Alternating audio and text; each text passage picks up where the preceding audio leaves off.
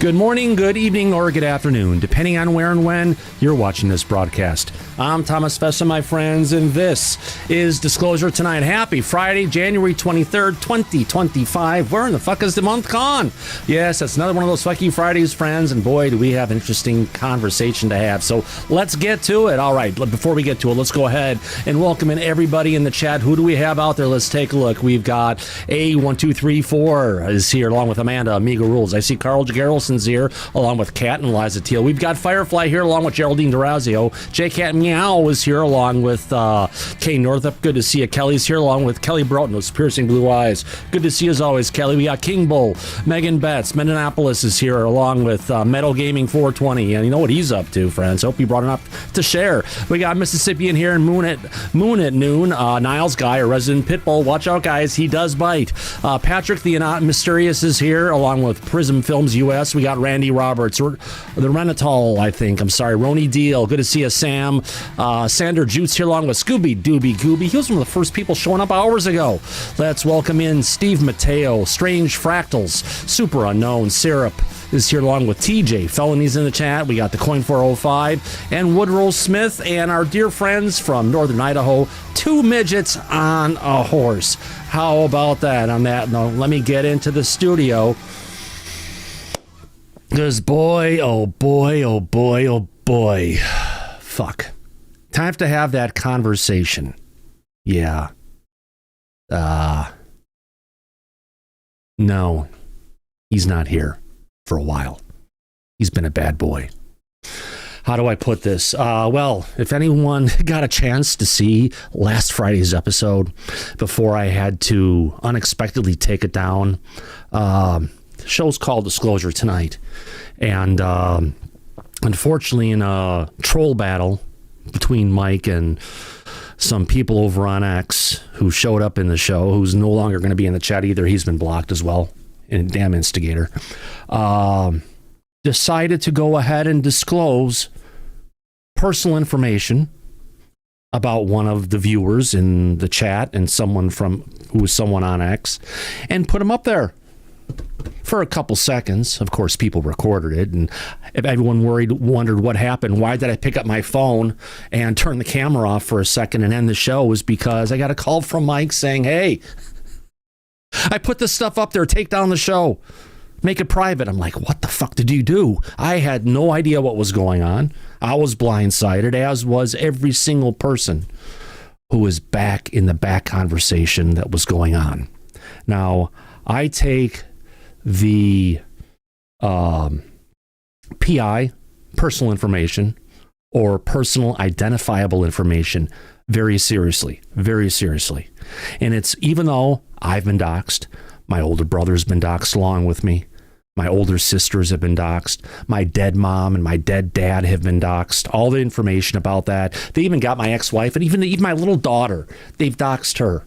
They brought out a whole bunch of dirt on me, and they put it up on the internet 6 months ago. And I know that kind of bothered me a lot, but you know, I've been used to getting shit my entire life. So whatever happened. You can't go ahead and say one thing is okay and another thing's not. No, none of it's okay. None of this stuff should be tolerated. And let me look at my notes here. Mike's actions came under his own accord. They weren't influenced by me, anyone in the back. And trust me, if I had known the shit that he was going to do, I would have stopped him. I would have talked him off the ledge. And if I had known he was going to put stuff up in the chat, I would never have had the auto chat going. Yes, I do have a daughter.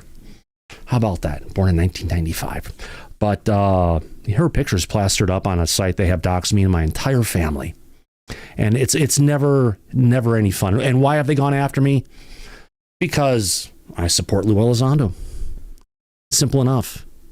There's a lot of things that keep on going on and everything to that extent. But Mike's actions, well, again, were under his own accord, and it's something that I just can't tolerate. I don't think any of us can at this point. So at this point going forward, Mike is on hiatus for the show. Let's just say, kind of like they've taken different talk show hosts and taken them off air.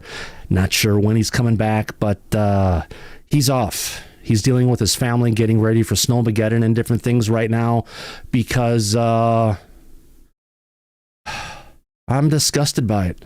I really am. You can't do that. You can't take someone's personal information that you've looked up and share it with someone. Not even that, just share it with the public. So it's one of those things that we're kind of looking at that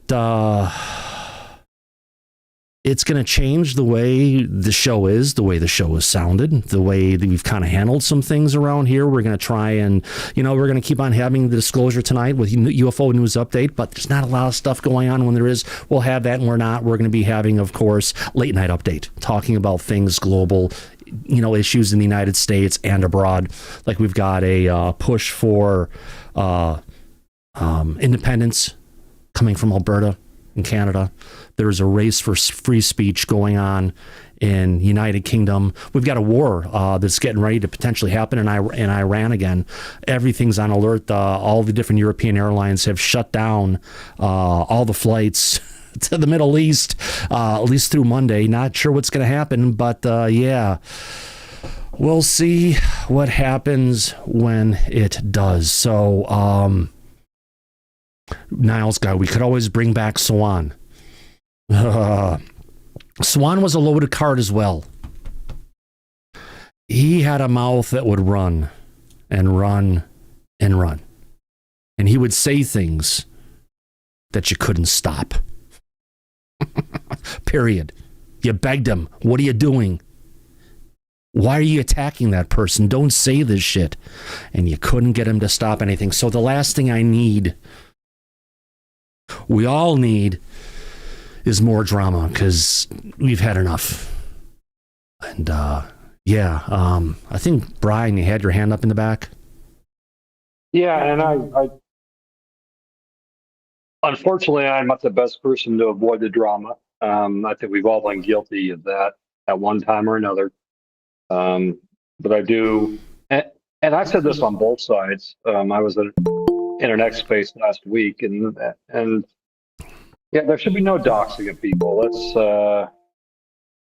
Let's all come together. We're looking for disclosure. That's the goal. We need to put our eyes back on the prize, and I think that's a good way to go. Yeah, I mean, and a lot of this stuff, Brian, all stems from the stupid ass claim that Lou Elizondo orchestrated Mike to get people to go ahead and dox David Grush.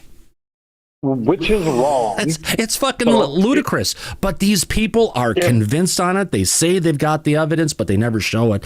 Everything is pretty much just speculation. Back, and I don't know how much you want me to drudge up here, Thomas, but this goes back to LM that was here and who was taking notes on the calls with, if I can say who's in them.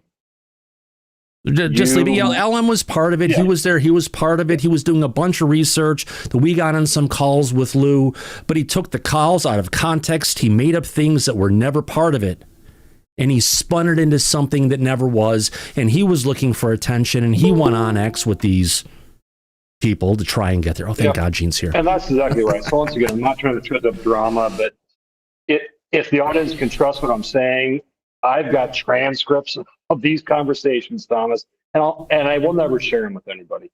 And not only transcripts, but a minute notes that came from Lee.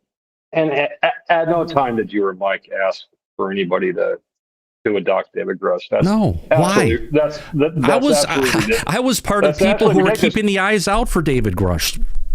And you wanted to get him on the show, if anything. Who wouldn't have? Yeah, correct. And so that was ridiculous. And there just shouldn't be, look, in the internet community, and sometimes I show my face, sometimes I don't. I can't right now because I'm putting the kids to bed. But, we just shouldn't be doxing people. Either way, we should just drop it and move on, and let's go for disclosure, man. Let's. There's a sunny side up on this egg. Let's try and find it. Oh, exactly, my friend. Oh, there's a video out there about death threats. I need to find. I may just have to play it and get in trouble because it kind of puts exactly where we're at right now. But if I can, one of our dear friends in the back is here. to pick up the torch, hopefully. Gene, how the hell are you? Are you on your trip going out to the West Coast? Not yet, but I just got back from DC. Yeah. And so had been running around. You know, that was a great event. Got to sit down with a lot of people. Lots to talk about with that if you'd like. Oh, yeah. It'd be great to change the subject matter of what's been going on. You've kind of heard where we're at right now. Yeah, absolutely. Well, you know, disclosure's the thing. You know, no matter, I guess, which side of this anybody had been on, I think that, you know, at the end of the day, everyone wants the same thing. And you know, that's what we got to be focused on. There's you know, there's an end goal here. There's a lot happening. Right. You know, I always say, and I speak with many people who are critical of Lou, and you know, even myself. You know, as you know, I was on with Ross Coulthard, and one of the first things I said then when I talked to him was, you know, I've got a lot of issues with some, you know, with stuff that even you put out there, and you know, and then skeptical, and he said, good, you should be, right, and we have to be. All should be. And even with the people who, you know, I know don't care for Lou or things that he has done or that have come out, you know, I always say, no matter where you sit, all information is good information, and it's up to everybody individually to discern that information and how it fits whatever it is that they are working on. Right, lots of different people working on lots of different aspects of it. Right, and so, you know, don't throw it out, because even if it is disinformation, you know, disinformation is still information. Yes, and it's still, you know, and it still tells you something. So, you know, I think that's good. But there's so much going on. You know, I was running around all day. Still, I've made some new contacts. Natalia has got some sources in Russia that we're now talking to. So, you know, ton of business to get down to, I think. Yeah, I hear you completely. And if I could just say one thing I've said for a while, going back to it, Gene, this kind of goes along with what you're saying. It doesn't matter if you're in Camp Elizondo and don't like Greer, if you're in Greer camp and don't like Elizondo, or if you're an Antifa person and you want to burn it all to the ground, no matter where you're at potentially. The thing is, we all want to get to the bottom of the situation, figure out what is truly going on, whether it's a government cover-up or it's not, or whatever's happening. All we want, really, we don't want speculation. We don't want more stories. We want the fucking facts and evidence to bring us all together as humanity, because this is a humanity thing. Yeah, exactly. You know, and again, I think we lose touch sometime in the human factor in all of this, and people we know and we see as online personalities, or we only see them online, and we only get clips of this, that, and the other. You know, Monday evening, I got to spend a good amount of time with Jeff Nucitelli. Right.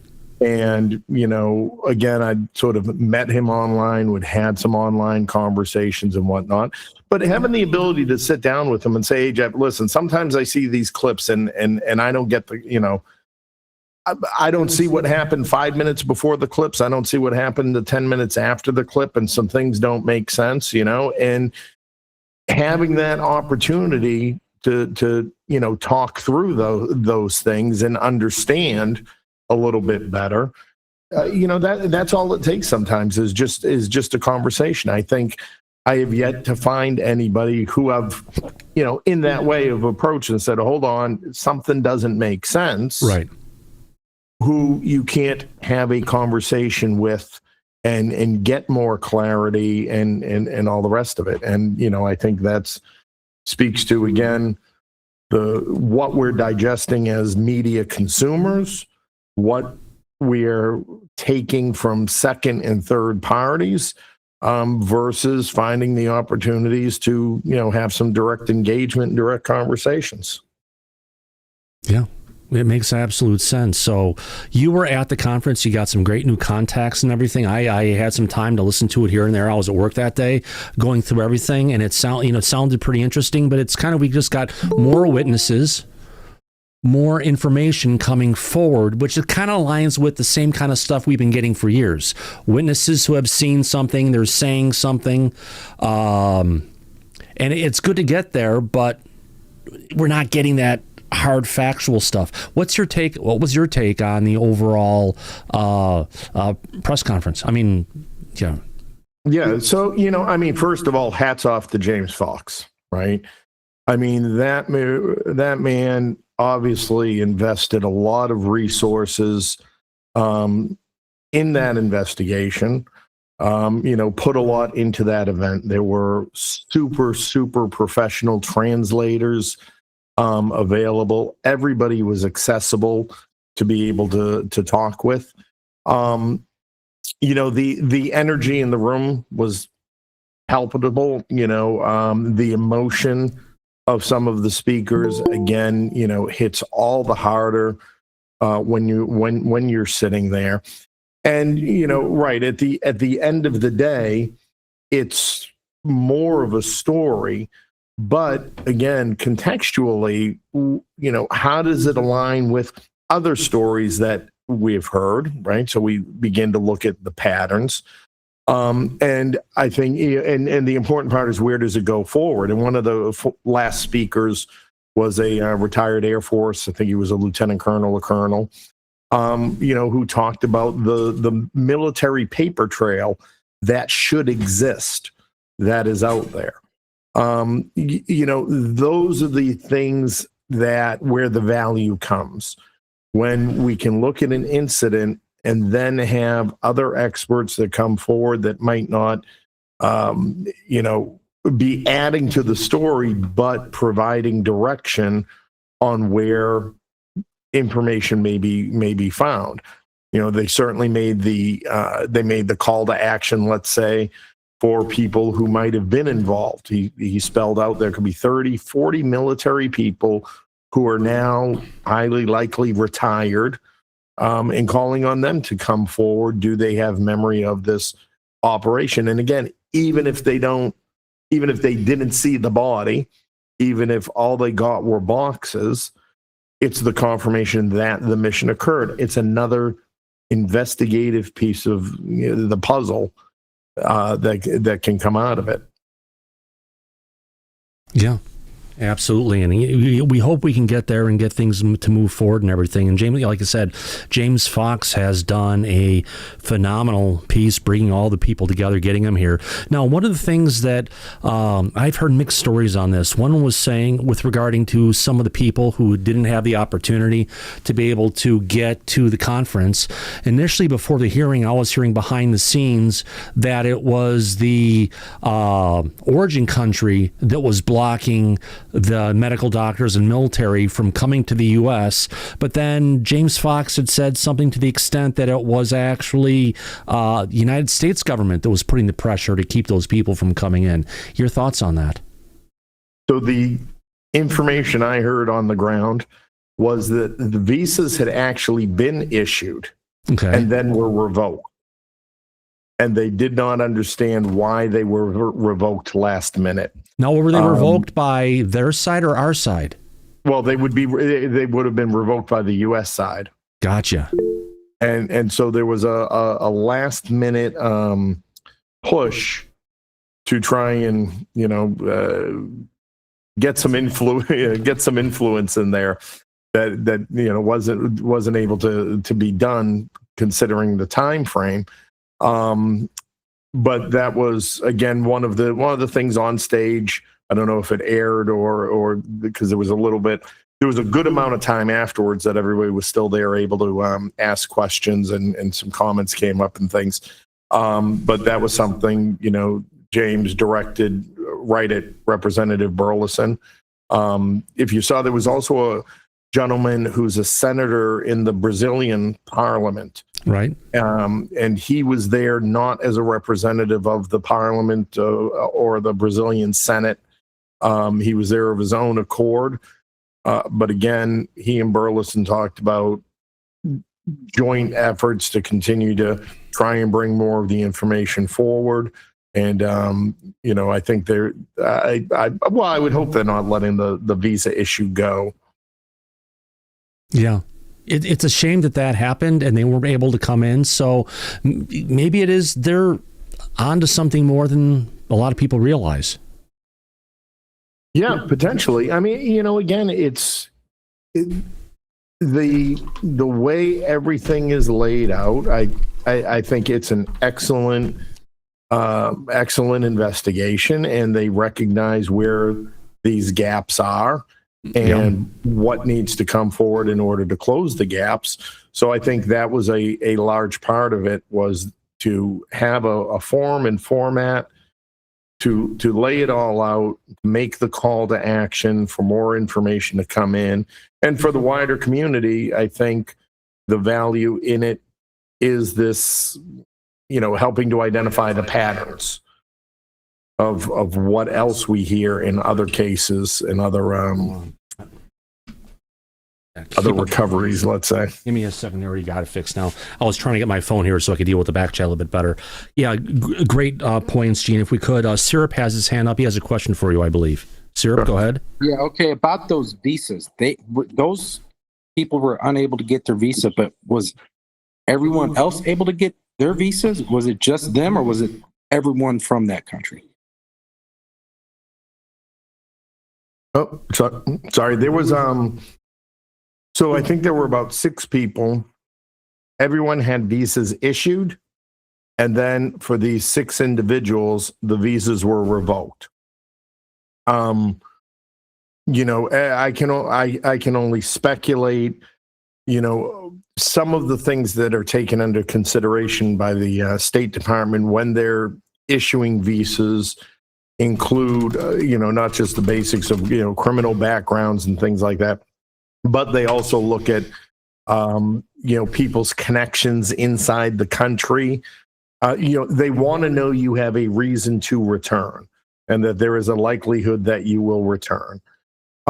Any number of things could have happened or triggered between the time a visa is issued and when the individual who was issued the visa begins their travel. It could be totally unrelated to the subject matter.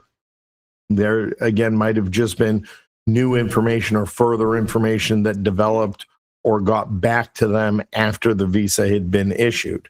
So, when you're issued a visa, you are not, you are not in the United States until you clear immigration and border control when you get here, until they stamp it and let you in. Up to that point, up until you have that stamp, they can send you back. They could have sent them back from the gate if something else had developed. So it's not a automatic thing just because you have that visa. Does that answer your question, Syrup? So I just to clarify one more time. So was there anyone there? So I'm saying, did they only revoke the visas of the people that could give really good testimony, or did they allow other people from that country to come, or was it everyone? Yeah. I mean, it was like they almost cherry picked who couldn't get their visas, and these were the key players, right? Well, they were. I wouldn't necessarily say they were key players. So present there was a gentleman who witnessed the crash itself, and he gave a very emotional testimony there. And the physician who examined the alien, who saw, he said there was a video of it. He's the one that walks James Fox in the room and, to say where he was and everything. He was present. Some of the witnesses, so the rest of the witnesses delivered their testimony by video. One was a military member who his voice and identity was hidden, but he talked about the recovery efforts that the U.S. came and got everything. The others, you know, were from the community. The mother of the two young girls who saw the alien. Others who were in proximity, they, you know, talked about the roads being closed and things like that. So I would imagine the military person who had his identity hidden, I don't think he was coming anyway. And there was a couple of other gentlemen. So I wouldn't say anything was necessarily, you know, detracted from their not being there, outside of, you know, being able to ask additional, you know, clarifying questions maybe about descriptors. But the doctor and the gentleman who saw the crash were certainly super impactful, and seemed to have the most details available. All right, got you. Thanks for the clarification, Yeah. Gene. Well, my pleasure. Going ahead and covering this, Gene, I just got a short news clip. Even Newsmax actually which usually doesn't cover a lot of stuff on UFOs, actually did have a short story here going ahead and covering the hearing. Let's see what the mass media has to say about this. Let's figure out what they hit on the mark and what they missed. So let's bring this up. Oh, where do I go on this? It's been a while, too long. All right, here we go, folks.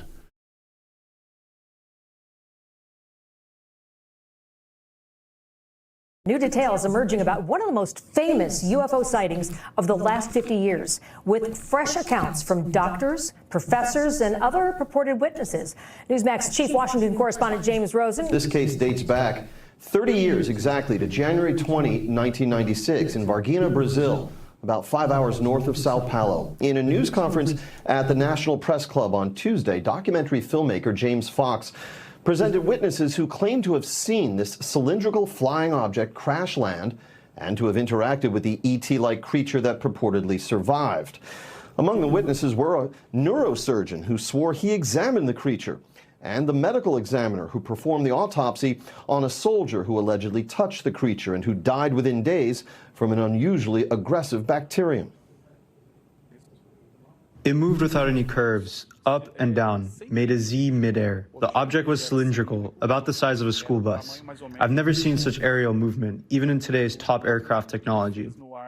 Another witness, a professor and pilot, said that he saw the crash and drove to the scene, a farm, where he picked up a piece of debris from the aircraft. The smell was very bad, like ammonia with rotten eggs. The piece in my hand was like aluminum foil where, after crumpling it, it returned to its shape. That's when many military trucks, vehicles, came toward me to get me to leave, threatening me with a gun. Two women who were together that day 30 years ago as teenagers described their observations of the creature. It was brown with red eyes, oily skin, a large head, 3 fingers on its hand, a big foot. It seemed he was suffering, asking me for help. It was short in stature with red eyes, brown skin, as if covered in oil. Veins ran from its neck down to its arm. It gave me a sensation that it was suffering, that it was asking for help, hiding from someone. The filmmaker James Fox said he has a mole inside the Brazilian health system who has promised to produce a video. Contacted by Newsmax, both the Brazilian embassy here in Washington and the foreign ministry declined to comment. Previously, the government has said that these witnesses were simply mistaken. So there you have it, Gene. We got people who were there who talked about it, and the State Department of the United States and of Brazil, it sounds like. Neither of them are willing to go ahead and, confirm, not even confirm nor deny any of the questions. No, not surprising. I mean, and again, I think it's one of those things they hope the news cycle passes, something else takes charge, and they can just move on from it. And that's continually going to be the challenge as anything comes forward. Yeah, absolutely. Any other closing thoughts on this whole scene about where do you think it's going to go next? Well, you can't help but try to have hope. try to maintain hope. You know, Burleson got up there. He seemed very fired up about working with this senator from Brazil. He seemed resolved to help track down the military things. Let's hope that continues. Let's hope we can keep up pressure. You know, a couple of weeks, maybe a week or two before this appearance, the last time I had seen him was with Ty Roberts on Total Disclosure, where he, you know, seems somewhat defeated in talking about his hopes for the disclosure in the new year, but had a different impression from him going forward. Yeah, so a little defeated, but, you know, I mean, Lou Elizondo has said for the longest time, he was even reiterated by Burleson recently, this isn't a sprint, it's a marathon, and it's a long journey we're going to be on. I mean, last year, Lou had gone and told people as well, if you're looking for disclosure to happen now, and you can't wait, go take a break, come back in 5 years and see where it is. Exactly. Again, it's a puzzle being pieced together. It's the public calling for action and trying to prosecute a case against the government that the government does not necessarily want to hear. But on the positive side, there's so many great people who are engaged at all levels, from the field investigator and indie journalist to professional investigators, you know, people who make their careers doing this, to scientists and all the rest of it. So it's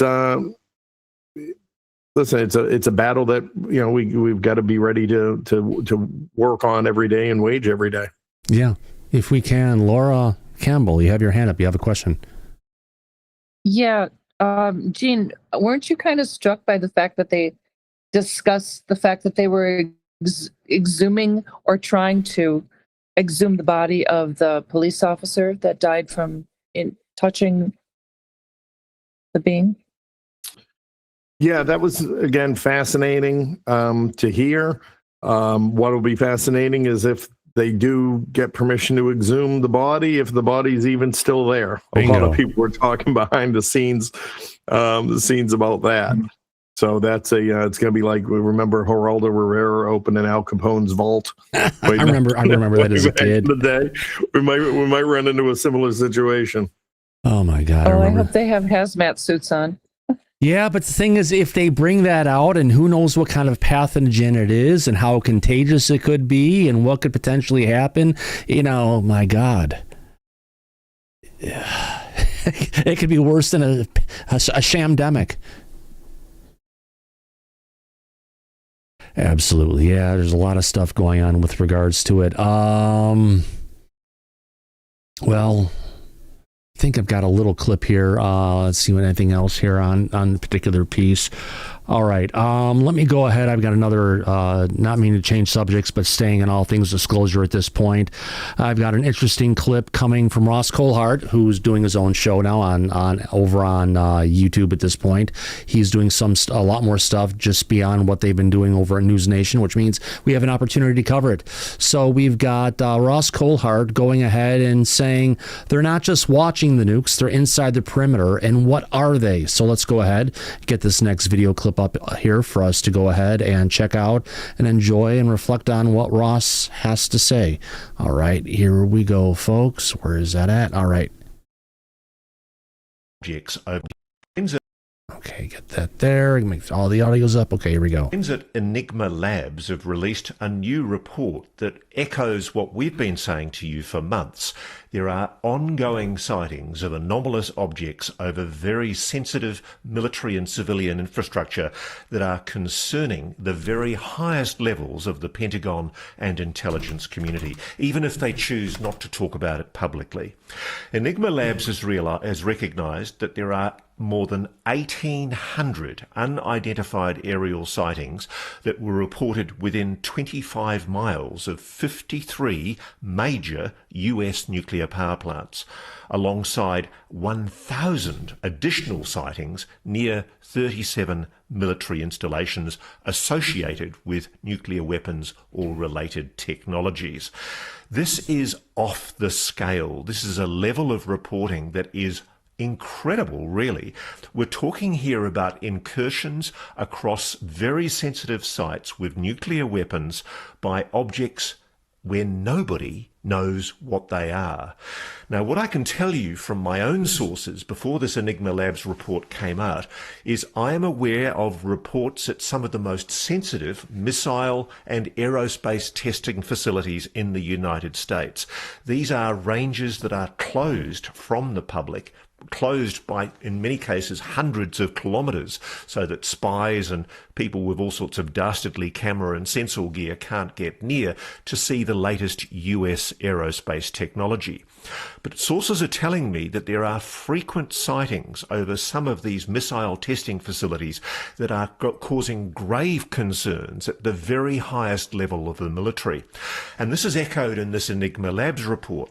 In the detail of their report, they say that there's been more than 2,800 unidentified aerial sightings within or near US nuclear infrastructure, 1,800 plus within 25 miles of 53 nuclear power plants, 1,000 approximately near 37 nuclear-related military installations. There's a sightings cluster around major nuclear hubs in Pennsylvania, North Carolina and Florida, and the reports consistently describe low-altitude objects capable of hovering and precise manoeuvring, with some sightings occurring inside restricted airspace. I can add to what Enigma reveals here from my own sources inside those restricted areas. They are seeing these objects themselves inside those restricted areas. They are deploying the very latest counter unidentified aerial, what do you call it? UAS? Unidentified aerial systems technology, UAS, and they've been unable to bring down those objects. So whatever these objects are, they are defeating the very best counter-UAS technology that the United States has. And whether they admit it publicly or not, this is a very serious concern. It is a serious concern to think about this. If we can, Gene, some of the stuff that we've seen going out in the past. Enigma Labs. Quiet, Ross. Let me get back to the interview. Where is that at? Here we go. Yes, large. Yeah, this is one of the things that we've seen in the past.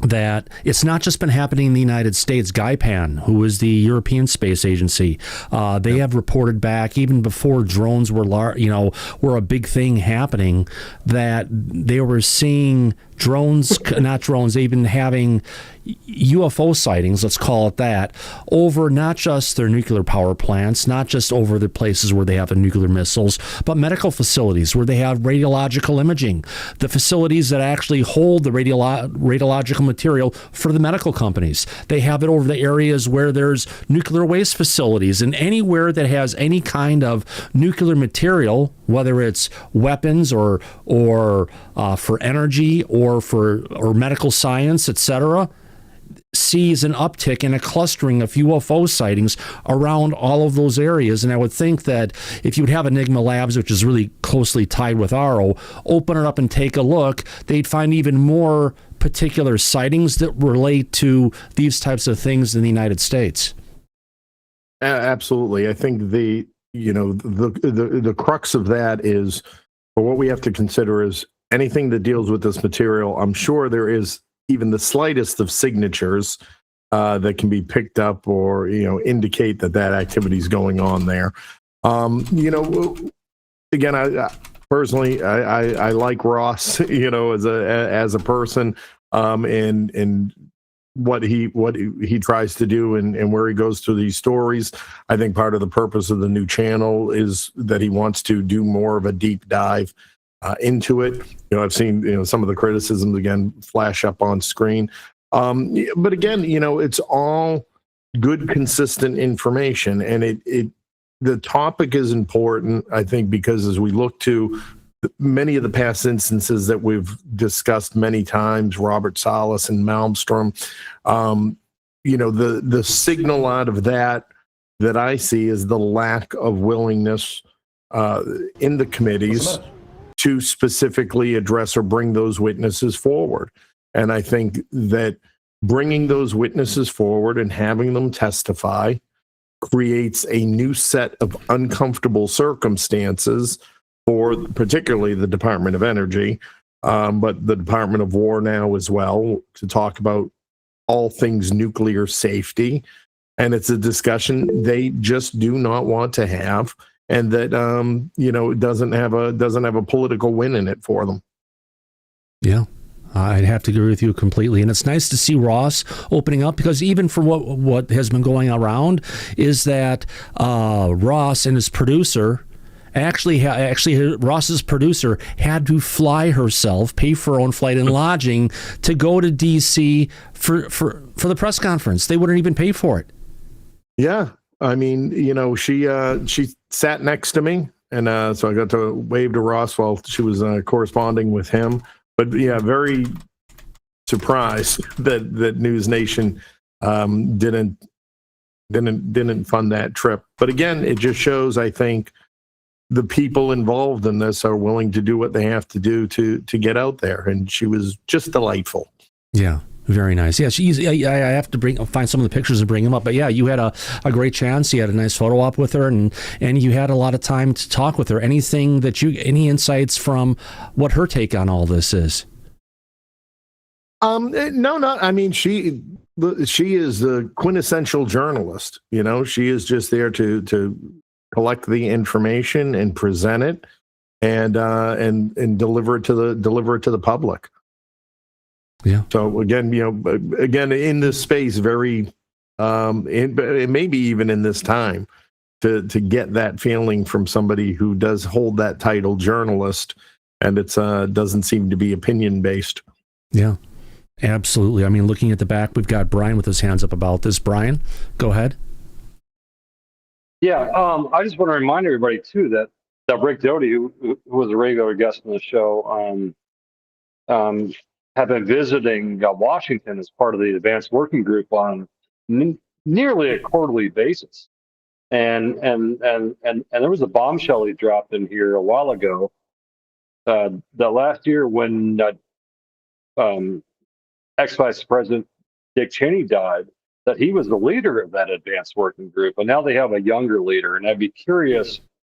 I really appreciate Gene going out of Washington and doing all this stuff, and I would really be curious if that new, younger leader of the advanced working group, if they're going to be more aligned towards disclosure, because we all know that Dick Cheney was not.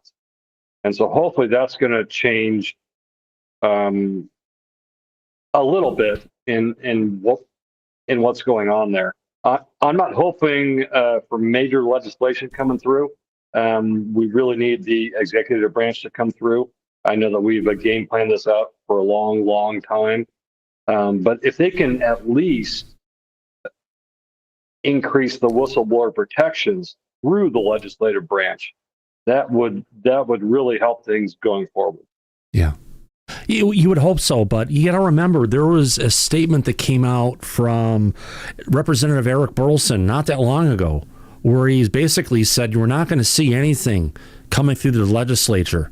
It's the only way we're going to get disclosure to happen, literally, is if it's going to be a whistleblower who actually brings out some evidence and says, fuck all the NDAs, or it's going to be the President of the United States who's going to bring it out, or it's going to be a foreign leader.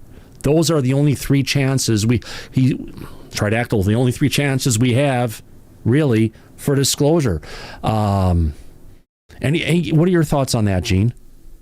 Do you think we're going to get it, do you think Burleson almost threw in the towel a month and a half ago. Now he's coming in a new charge. Do you think the legislature is going to be able to get past all the payola they're getting from the deep state and worrying about elections to actually come together and make something out of it? This is the the problem that we're facing, particularly in 2026, right? We've got the 150th anniversary, or I'm sorry, 250th anniversary of America. We've got the FIFA World Cup coming. I'm sure everybody's seen the talk about Trump making a big disclosure speech in July on the 6th. I saw in some Russian press, they were saying it was going to be the 8th during the World Cup. But then you've got to go right into midterms, and do they politically want this as a midterms issue, trying to get people's minds around it? So I'm on the more skeptical side that we're going to see anything in 2026 being significantly pushed. Burleson's certainly safe where he's at, but some of these other senators or representatives do even have party challenges they're going to have to get through. And again, if somebody wants to leverage this issue against them, they would be in a position to do it. We're a vocal community. We're a somewhat large community, but we don't have the lobbying strength of many others, and particularly the defense industrial base to go after it. So it's a tumultuous period where we're going into, I think, where they're going to, unless it needs to be addressed, I think they're gonna put it on the back burner. Right. And if you wouldn't mind, Thomas, if I could jump in on that real quick. When was the last time you elected a representative or a senator that actually did something you wanted?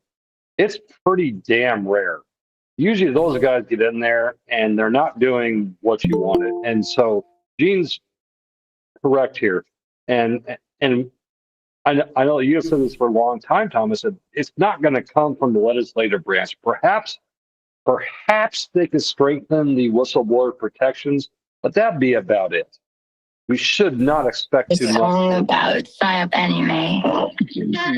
We should not expect too much from our. Hold on a second, guys. Hold on. We've got a troll in the back. I need to get rid of. Hold on. I'm muting everything in the back. There we go. The guests are now turned off. Oh, we've got a troll in the back. Let me find out where this little fucker is. The audience can't hear the trolls right now.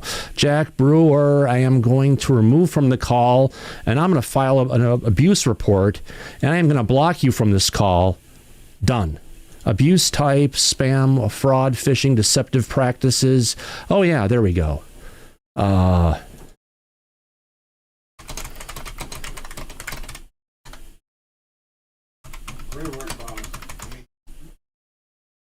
Done.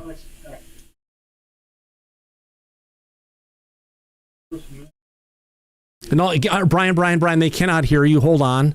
They can hear you now. Go ahead. Say it again.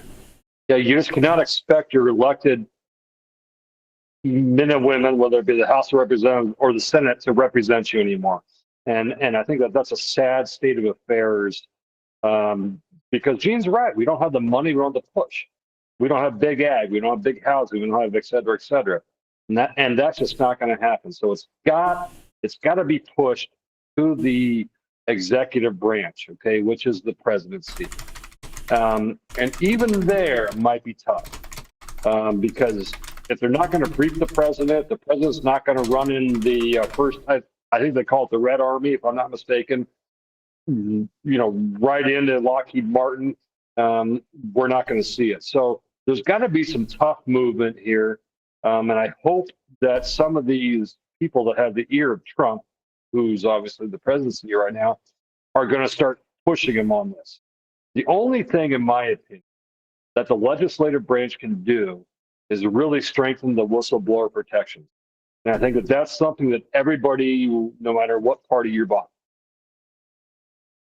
at, that you can get behind. And so hopefully they do that. And hopefully the people, the Burchetts, the Burlesons, everybody else, hopefully they get the ear of the president and say, look, this is where you need to look. Hopefully Grush gets the ear of the president, et cetera, because that's the only way you're going to get it with the president standing at the podium. And so I apologize for that diatribe, but that's just the way I see it. Great way to put it, my friend. I have a little video here I need to play. This is how I feel about the trolls. Yes, I've been given death threats multiple times by the trolls, and I saw this, and there's this just like, I'll play it. I may get in trouble for playing it, but I don't fucking care because this is hilarious, and sometimes we need to laugh at it. All right, so let's make sure I got it. You can see the bottom where the captions are going to be. I'll need to make it a little bit smaller. Dang it. All right, let's just play it this way, and you guys will appreciate it either way. Okay, I got it. Let's play it. All right, let me turn off the chat for a second so you can see the captions in case you need them. This is how I kind of feel right now. What's the matter? I've been getting death threats. You mean death threats? Not this time. You undone me! You undone me! I went along! Gone! All right, had to play it. You have to have a sense of humor with all this shit going on, right, Brian? Yeah, my wife loves it when I get threats. That's her favorite part of the evening. And I'm sure you've gotten a lot more than me, Thomas. But oh yeah. They do happen, and it's not only the death threats; it's also extortion. Yeah, it's crazy shit. But you know what? You have to take all this shit with a sense of humor. At least I try to. Although we get in trouble for that. Yep. People don't get it that I am serious about not being serious, and sometimes they have to have humor and stuff to get at this. Well, and I wish I had the calm demeanor of Gene sometimes. Every now and then I snap back. This is why we should all listen to Gene a little more. But you know, it's all part of it when you put your public persona out there. You know. Oh yeah. Yeah. I just wanted to get back on track. Let's do it. What Brian was saying about the executive. You know, again, that's something I look at and I say, you know, even for that, there still needs to be a political win. And so we've just got to watch the tide of events in politics to see where the window might open. Again, I made my prediction. I think if there is a window to be had when it comes to Trump, then it's going to be 27. So, Gene, that's why I'm saying from the legislative branch, I think there's a political win to be had from both sides of the aisle with increased whistleblower protections. I don't think you can vote against that. No, I'm sure there will be some people could, but I think that's an easy, clean bill that could be introduced either by any majority leader in the Senate or the House or via discharge petition. Just like Anna Luna did about a month or two ago. So I think that could be a complete win. And if that happens, that may encourage more people to go forward, which would increase the pace of the disclosure and the pressure on the executive to go ahead and the release. Anyways. Yeah. Good points all around. Now, one of the things that's out there in the news we've got going on right now, this is an interesting story that showed up in my feed, but it's interesting because you don't see Lou Elizondo going ahead, and yeah, I'm saying Lou again, and I will continue to do that because that's who I am. Let me go ahead and bring this up. Desktop Thomas. All right. Interesting story that Lou Elizondo retweeted. He doesn't retweet a lot of stuff. Talking about a mysterious vehicle of unknown origin hidden at U.S. Navy bases. Now, this is a story that was put out by Christopher Sharp in the Liberation Times, talking about crash materials that are at Navy bases along the East Coast, and more importantly, at the Naval Station Petone River, I believe it is, or the Pax River in Maryland. When asked, people have declined about this to describe the vehicle, disclose where it was found. Gene, this sounds like a smoking gun to me. What do you think? Well, I think if this is the same facility, I think it came up earlier this year. And, that is a base that's known for its weapons storage area. Right. There's lots of storage space there, right. To put it plainly. And this is the one that's called Pax River is the home headquarters of Naval Air Systems Command, NAVAIR, and is a major center for naval aviation research, development, test, and evaluation. But I believe they do have that huge area where they actually do have a lot of weapons kept underground as well. Right. So, again, like, it's Air Force equivalents out at Wright Pat. You're going to have a lot of exotic materials and a lot of testing vehicles being done. You're going to have a lot of components that are tested within shapes that do not look like aircraft. There's, it's a good story. It's a good story. There's also good answers for it, but that's also the perfect place to hide it if you're going to hide it.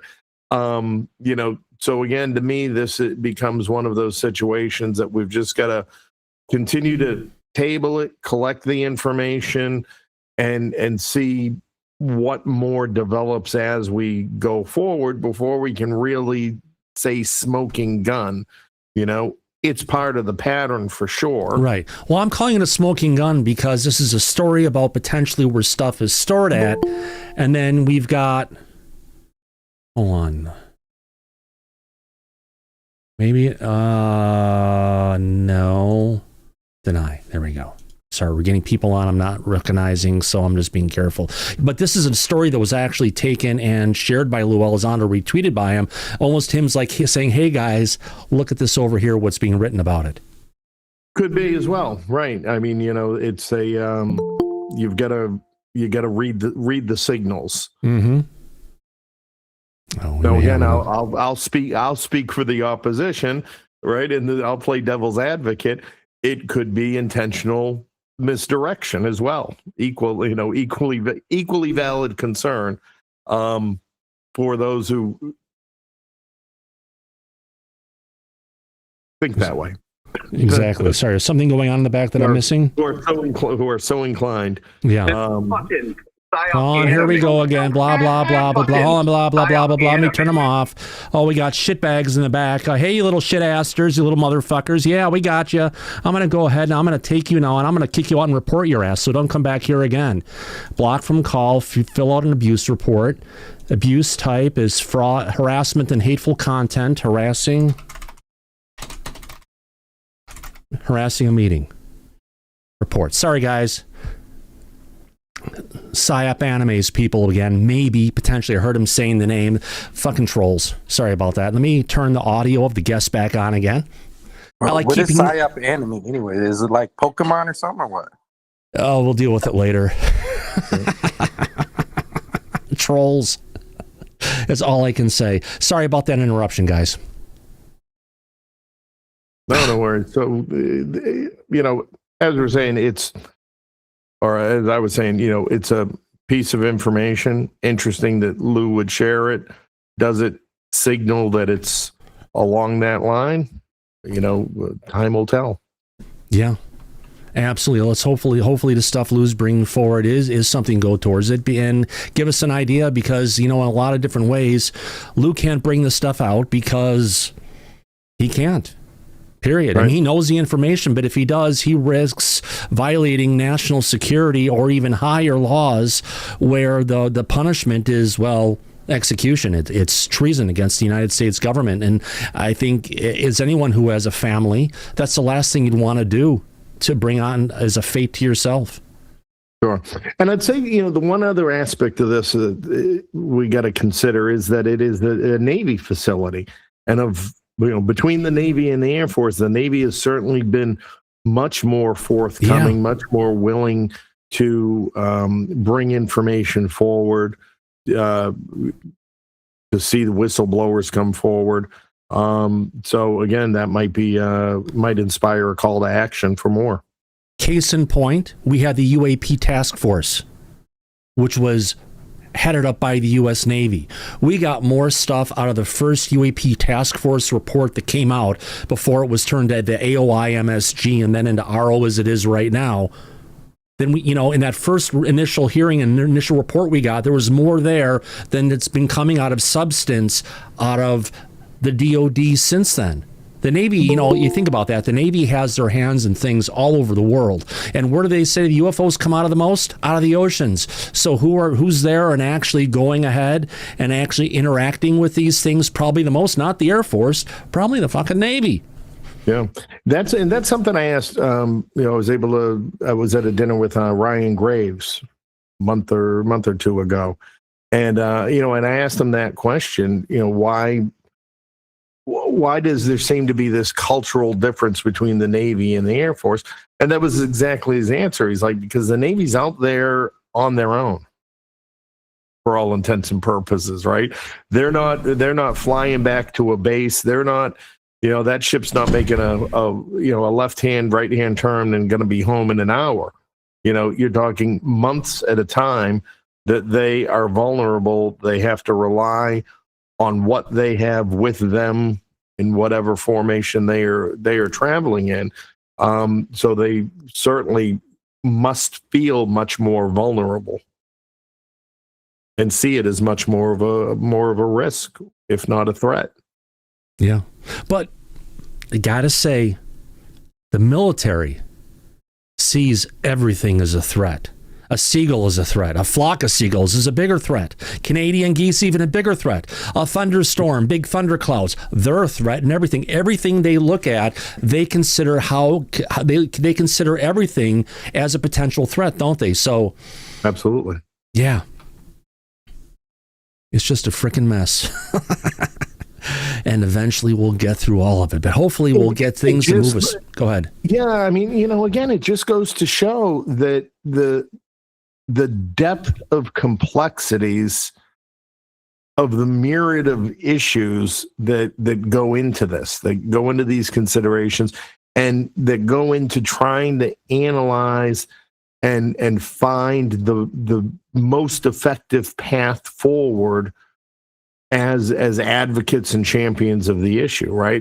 I try to look at what I'm doing is an attempt to get something into the hands of the leaders who can ask better questions, and the complexities of that, are just compounded as you begin to really dissect what needs to happen and the processes that it needs to go through, and what does it take to put a hearing together.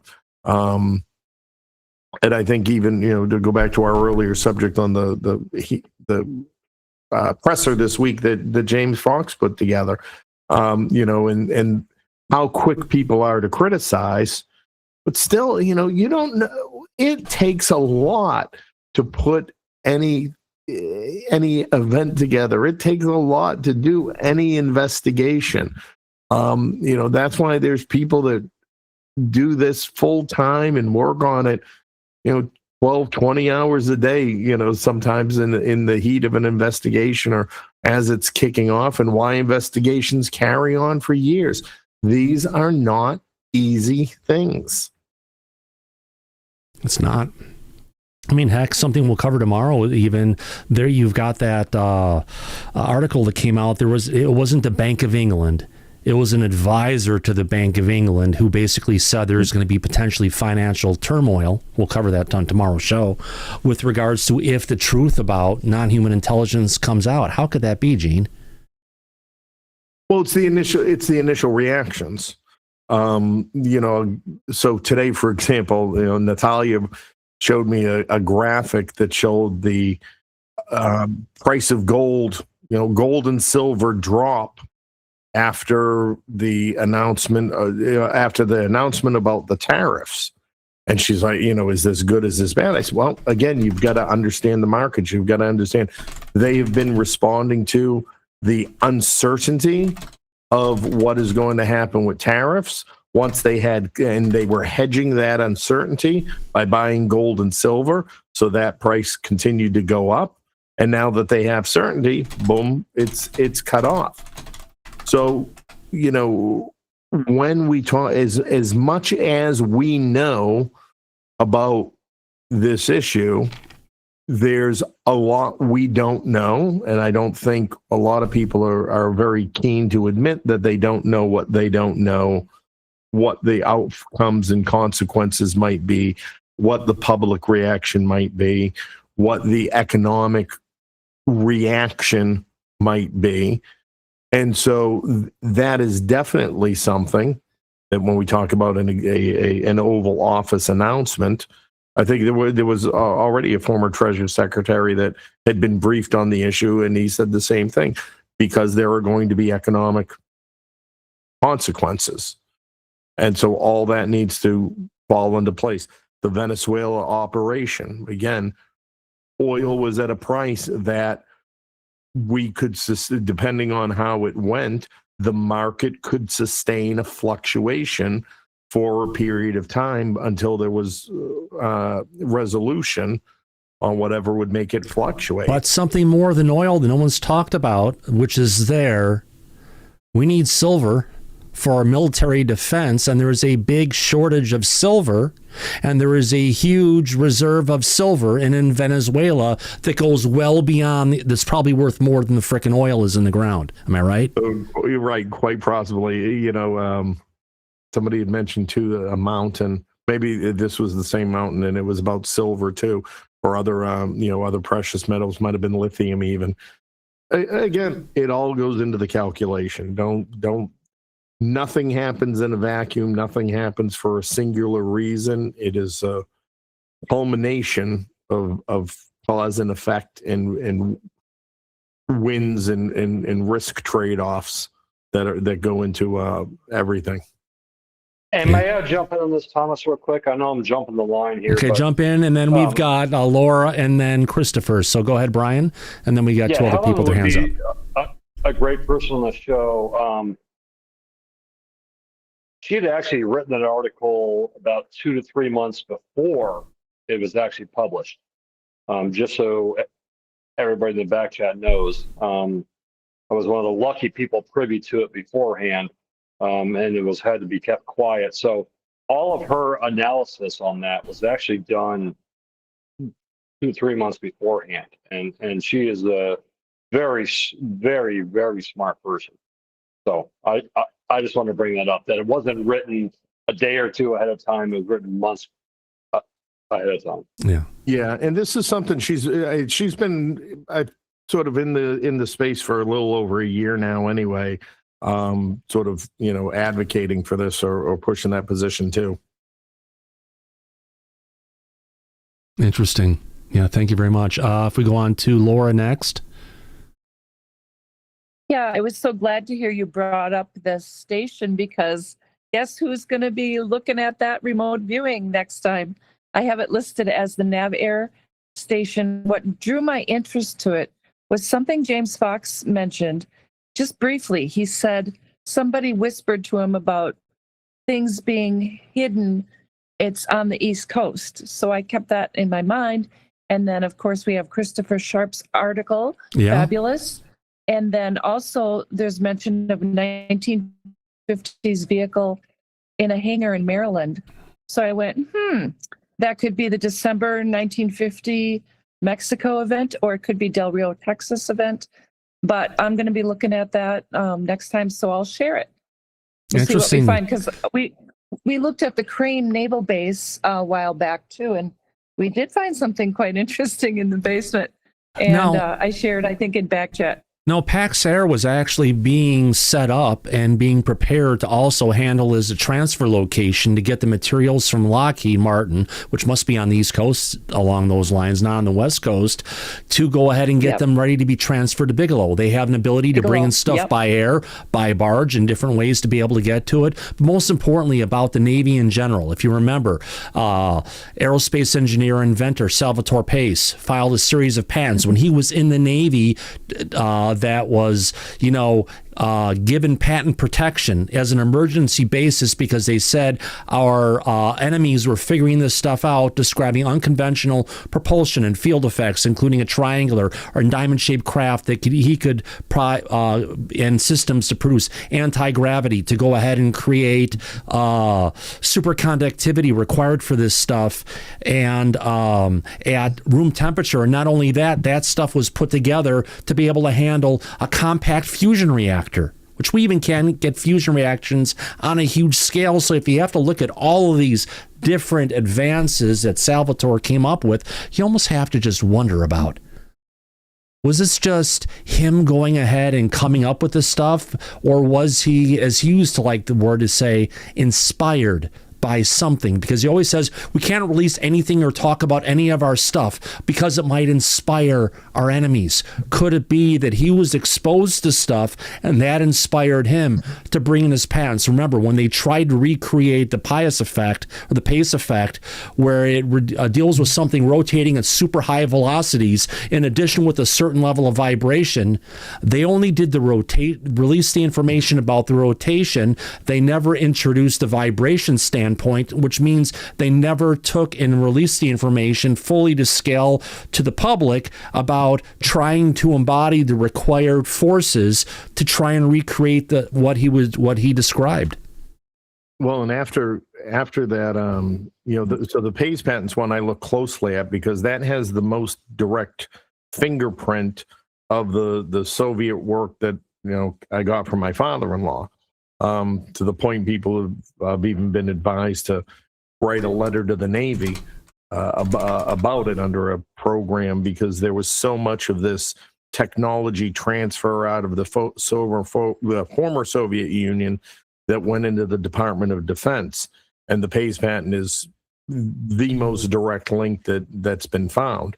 So, you're spot on that it's exactly what happens in these cases. And it's not to say that somebody is just taking somebody else's work or anything like that. What it illustrates is this transfer of technology comes into the agencies and then are put in front of their best people to begin to take forward. And the Navy let those patents expire. Did they?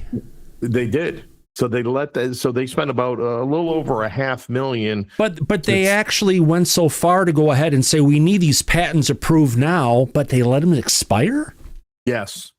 And so the theory, the idea behind why that would be allowed to happen is because then it moves into the true black world. And other systems begin to become integrated into in other areas, and it takes it out of the public domain. Yeah, I remember when the story. God, I can't believe the story came out. Fucking 5 years ago at this point. This came out on February 1st, 2021. I remember covering it when it first came out. Let's go on to Christopher. Has his hands up as well. Christopher, go ahead. Yes, I just wanted to, a lot of it, what I was going to say was kind of echoed by Gene here. Unpredictable consequences with disclosure and all that. But I also know that executive branch, especially now, you had Rubio, John Radcliffe, Tulsi Gabbard, all these people that 100% know what is going on, the truth.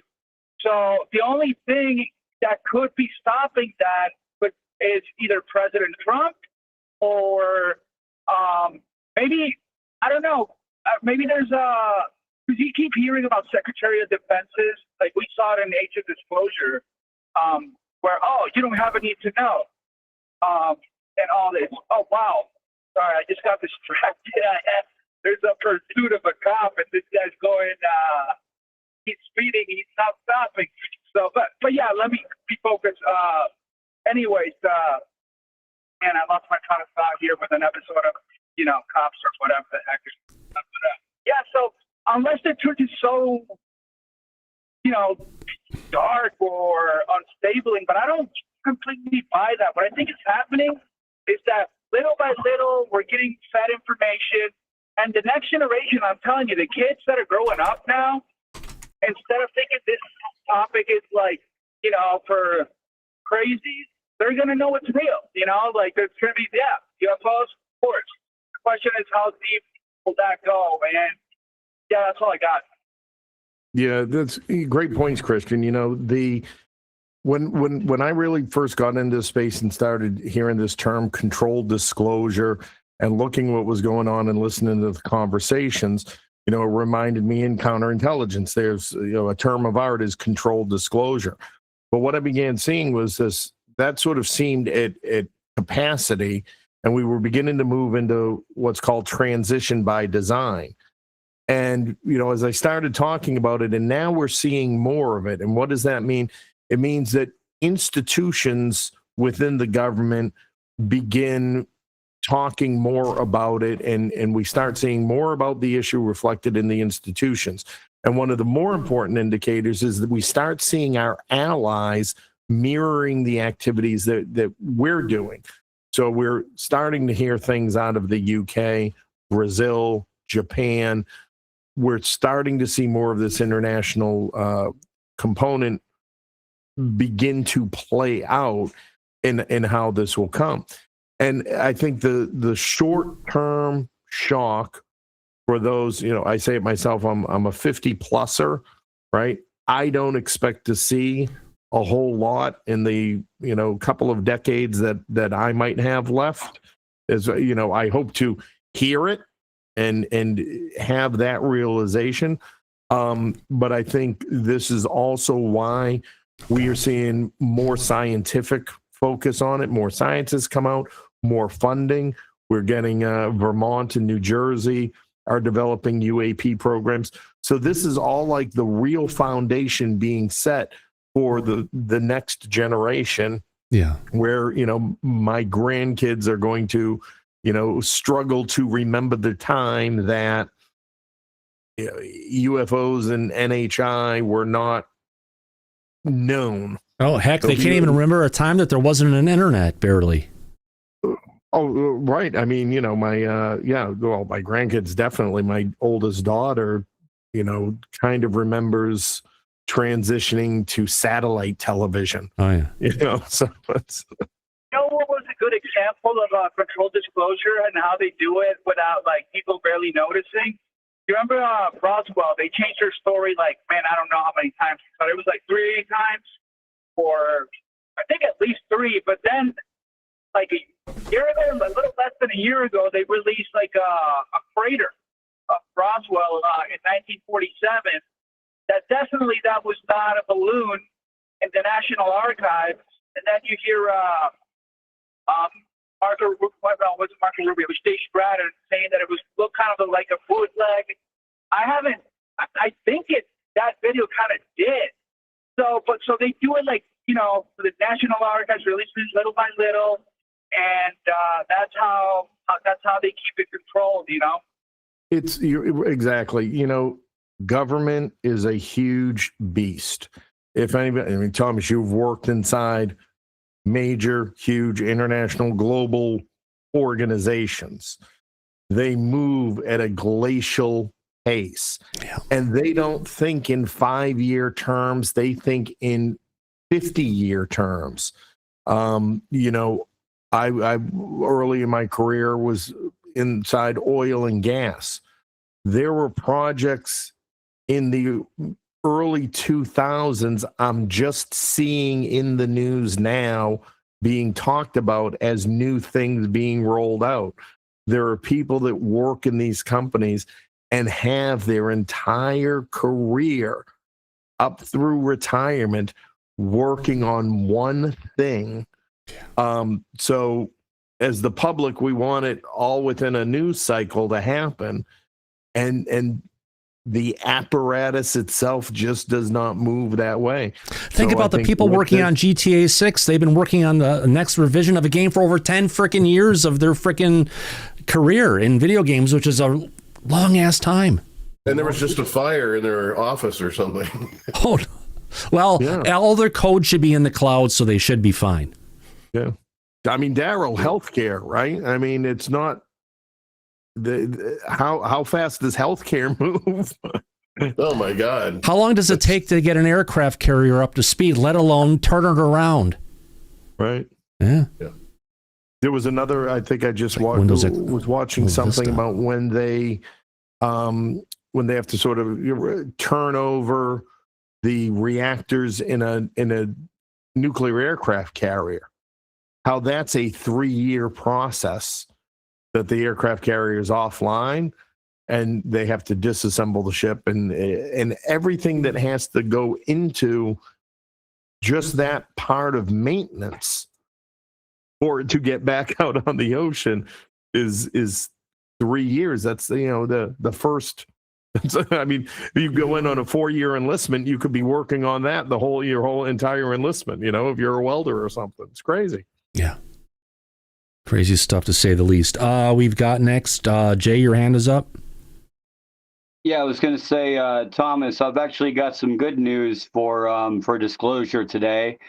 If you want to pull up in your email, Thomas at Disclosure tonight, I sent you something. Dr. Beatrice Viverol, she dropped a paper today that was peer-reviewed by another actual scientist over in Texas. Her work was peer-reviewed, and she just put out the paper today on X, and I wanted to share that.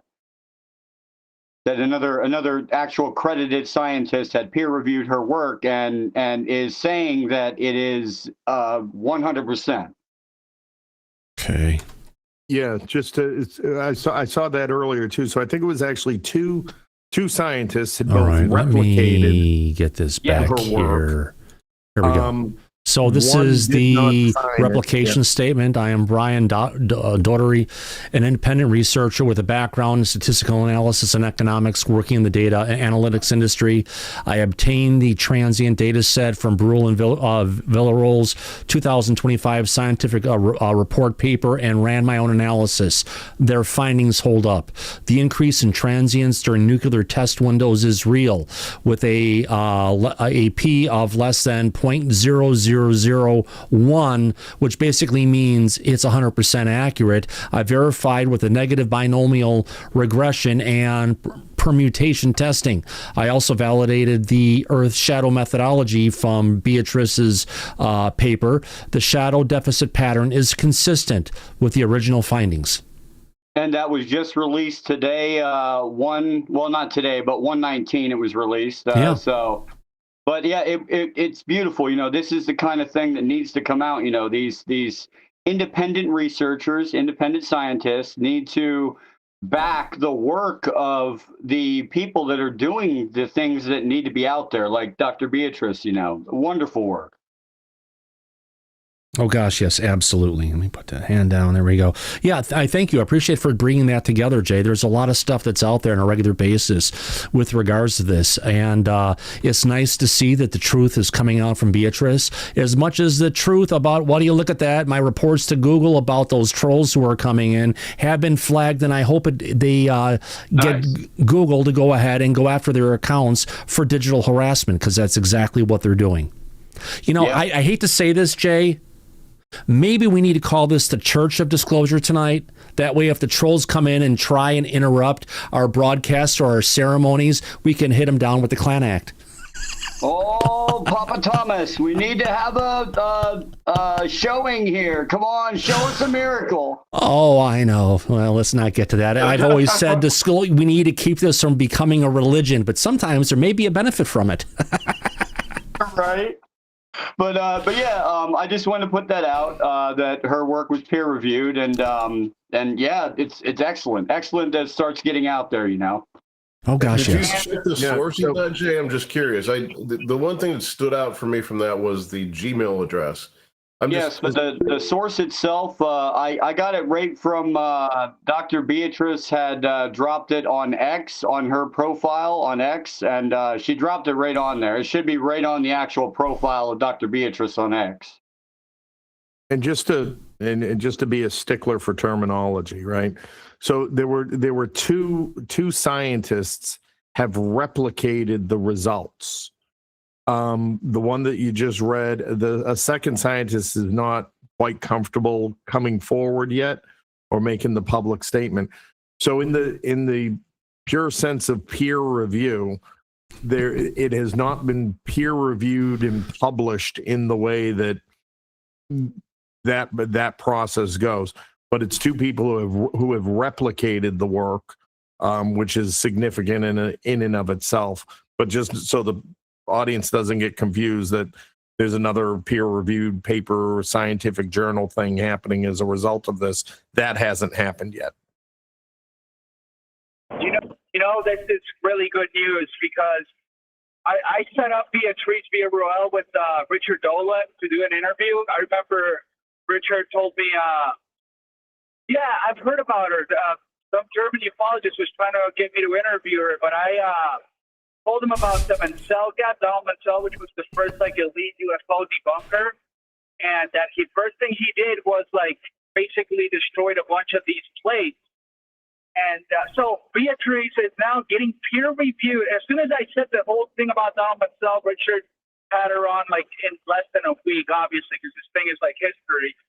So I kind of feel I'm really proud of that. And now he's 2 peer reviews, and and it kind of validates the conspiracy. I mean, the whole cover up to them, Mansell was in the NJ-12 and all this. So it's awesome.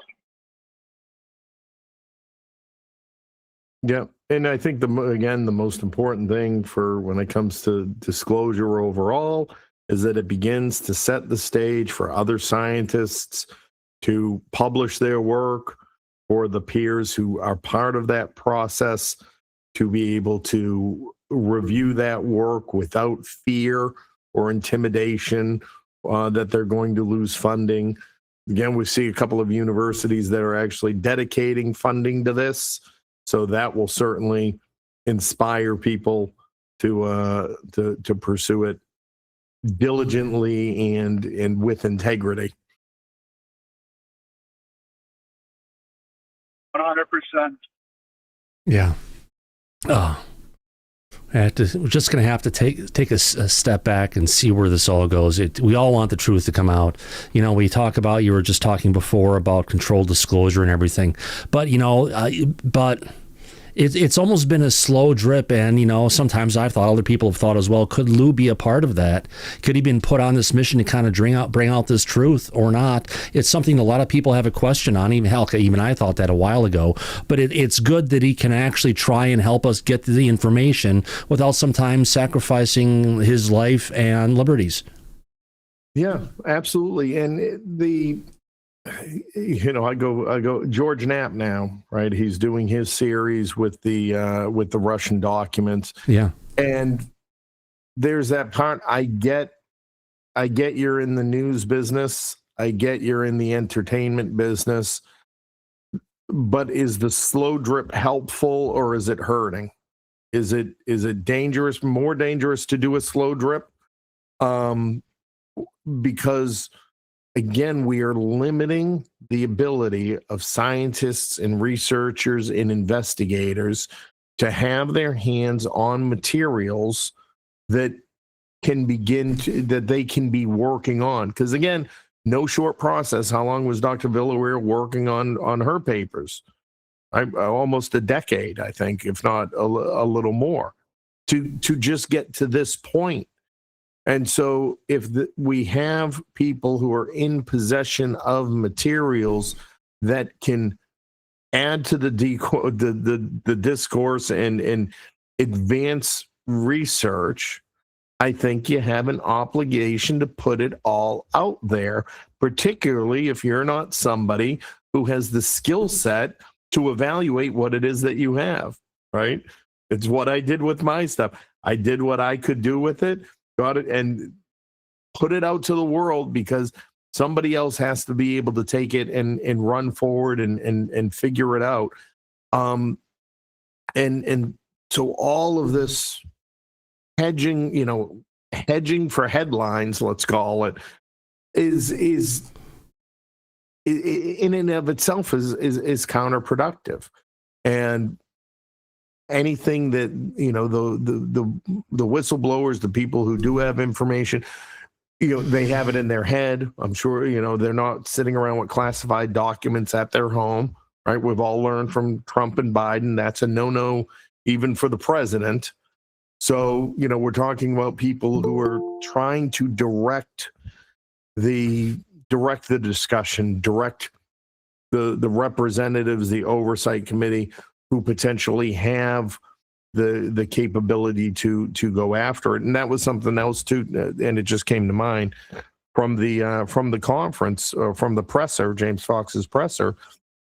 There was somebody who got up and spoke to that issue about the powers that Congress does have, and there are provisions that provide protection for anybody that or that Congress can provide. What's the word begins with an A? Amnesty. Yeah. For anyone who does that. What is your thoughts on it? Okay, as we're talking on this, I said I was going to cover some pictures of the Aurora Borealis. I'm going to put this up here as we're talking about it. But, amnesty. Oh, there we go. We've got another person who is actually not Darren, and I want to do a remove from the call, block from this call, fill out an abuse report. Let me turn off the audio from these trolls. Darren, is that actually you? No. Remove. Harassment. Harassing a call. It wasn't Darren. Taken care of. They're gone. You need a macro for that, Thomas. Yeah, I know, but I have to go to a different window. I have to take the guest audio, turn it down, take it off. And basically, it was someone who was faking themselves as someone who's a friend of the show. And they're coming in and creating troll accounts to disrupt the broadcast. So as I was saying, I'm showing some of these things up here as we talk about it. We're just talking about amnesty, whereas I was just about to say some of the stuff we're looking at, you have to say about this amnesty in a big, well, do they really deserve it? I guess it depends on where they're at. If they have a certain amount of time to get the truth out and bring it out there, give them amnesty. But if they go past that deadline and they're not willing to go and do it, then go ahead, throw the book at them. What are your thoughts, Gene? I mean, I would agree. We have to know what exactly we're discussing amnesty for. Amnesty from what? From murders, from harassment, from for me, I need to understand better what exactly is it we are forgiving or providing amnesty for, before I can even go down the path of, what it might look like and how it might be structured and organized. I would think there is a higher likelihood that some of the people who perhaps have done some of the most horrible things that we are aware of are probably dead and gone anyway, or close to it. So we have to, again, realistically and reasonably assess what it is we are dealing with. What is the size and scope of who it is that might need amnesty, and specifically for what would amnesty be needed. Great way you're putting it. It's not a one size fits all. It's on a case by case basis, depending on what they've had their hands in. Now, if there are people going ahead and actually taking people out and stuff, yeah, that's something that's serious. But if it's something else, potentially. Well, and we're have to deal with a very uncomfortable reality of government, is that just because we don't like it, and just because it is against our moral code as everyday average civilians, does not mean that it was illegal. Right. And does not mean that it was not authorized. And does not mean that those people were acting within a lawful capacity to do the things that they were doing. We're aware of it very, very much so, now when it comes to torture and techniques. And as we have seen, the legality of that has changed through the years, and how the government holds people accountable for not following the guidelines or crossing the guidelines has changed and become more severe. But there certainly was a time where all sorts of torture was perfectly legal and authorized and within the rest of it. So, we have to, again, put on our big people pants and recognize that, again, the government does things that we might not like or don't think is right, but it does not make it illegal. I'll put on my John Adams hat, and we are a nation of laws. and so that's something we're going to have to cope with too. And it doesn't make any of it right. It doesn't make any of it moral. It doesn't make any of it justified, but it can still be legal. Yeah. And we cannot go back and prosecute people for doing something that was authorized and legal at the time that they did it, because we went and changed the law now. Yeah. Let's hope if we can find some way to go ahead and bring this stuff forward, because sitting behind the scenes and not letting us move forward. But I guess it just comes down to, they're not holding it back because it's so great. They're holding it back because potentially how fucking bad it is, and how people are going to freak out if they find out the truth about what's really going on. Let's be honest about it. Well, exactly. I mean, reasonable and truth never make a headline, right? I'm sure it is bad. I'm sure it is ugly, and all the rest of it. And again, we're in a narrative controlled world that people can't get their heads around it. Yeah. So whether it affects our banking, whether it affects our government, whether it affects our religions, there's a lot of different plays that could come into it to screw with things. Yeah, absolutely. So, yeah, like anything, as an individual, you have to. The individuals who did whatever they did, they're the ones that have to live with themselves. And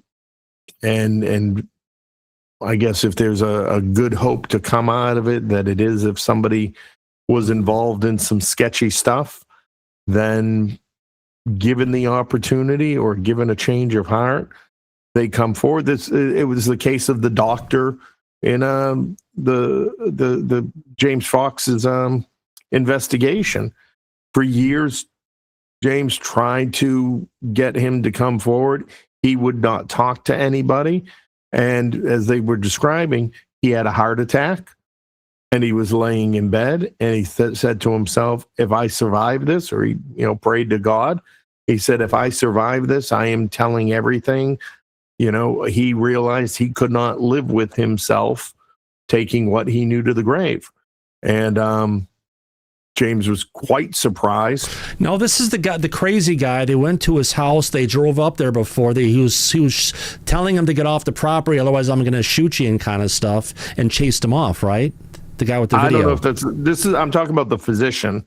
Okay. So I don't know if that's the same guy. I'm not familiar with that. No, it was the guy who actually had the one video that was out there. The guy was a driver, wasn't he? Yeah. The driver of the driver of the vehicle that took him to the hospital. Yeah. So, but it was the physician who had the heart attack, and then once the next opportunity he had to get with James, he told him everything. Yeah. Okay. This is from a Russian at the space station. He knew how to take pictures, I believe, of what was going on with the recent aurora borealis from the space station. Coolest video I've ever seen from space of this stuff. Phenomenal. I just want to go ahead and share that because I'm just showing some of this stuff. This is kind of one of my favorite pieces. I've never seen it like this before. It's just purely amazing. It is. I've certainly never seen it from that angle either. Neither have I. It's freaking beautiful. That's all I can. What is it burning when it's green? There's something that's burning when it's green. Yeah. Oh, it's the level of the atmosphere that it's interacting with that turns it green. Yeah, I thought there was something that it's. Yeah, there's some. Yeah, right. And red, but you know, each color has a different thing. That's Exactly. Going on. I have a tweet out there somewhere that I've seen the last day or so that explains it. Thanks. Nice. Can you pull that up? No, I'm just joking. Yeah, I'll see what else we got. I'm just going through all the different stuff that I've got. All right. I'm actually Okay, so I've got a little 7-minute clip, Gene, of the conference you were at, of James Fox talking at the beginning. You think it would be worth listening to? I think he gives it, if anyone hasn't seen it, it'd be worthwhile. And he's like, oh, I'm actually a retired United States Air Force colonel, and I'm also a fighter pilot, and I had a pretty dramatic UFO encounter back in 1980, which coincidentally was covered up. And, okay, that explains it. So he eventually came forward to share publicly his UFO encounter, but today he's here to talk about something I feel is extremely significant, and that is this potential flight that came in from the United States of America in January of 1996. So without further ado, Colonel Clausen, thank you so much. Give me a second here. I want to go ahead and be able to... This is a little bit what I was touching on earlier. You know, if we can call anything a takeaway or call anything a call to action, this colonel lays it out beautifully what would have been involved in that operation in order to, again, if a family member's watching and says, oh, my dad or grandpa used to do something like that, let me ask him. That's where the answers are going to come from. Exactly. Let's go ahead and play this little clip here. Let's see if I can find the fair use along the top of the broadcast. There we go. Let's go ahead and play this. Here we go, folks. For being here today. Here we go.